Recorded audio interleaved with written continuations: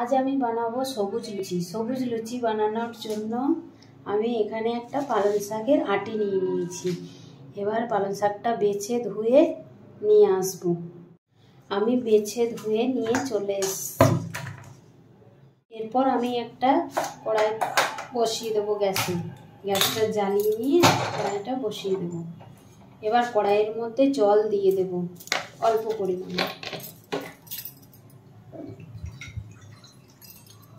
জলটা দেওয়ার পরে এই পালং শাকের পাতাগুলো দিয়ে দেব, একটু ভাপ দিয়ে নেব। আমার পালং শাকটা ভাপানো হয়ে গেছে। আমি এবার গ্যাসটা অফ করে দেব। এবার ঠান্ডা করে, আমার ঠান্ডা হয়ে গেছে। এবার একটা মিক্সির জারে নিয়ে নেব পালং শাক, তারপর পেস্ট করে নেব।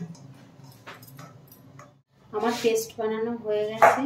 এরপর ময়দা নিয়ে নেব লুচি বানানোর জন্য।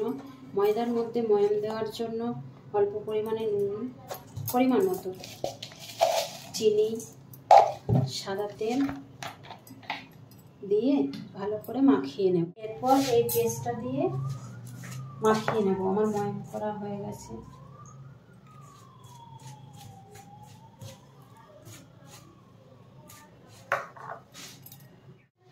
আমার ময়দাটা মাখা হয়ে গেছে। এবার লুই কেটে নেব। আমি সব লুইগুলো কেটে নিয়েছি। এবার বেলে নেব। আমি এবার একটা গ্যাসে কড়াই বসিয়ে দেব। গ্যাসটা জ্বালিয়ে কড়াই গরম হয়ে গেছে। কড়াইতে তেল দিয়ে দেব, সাদা তেল। এবার লুচিগুলো একটা একটা করে ভেজে নেব।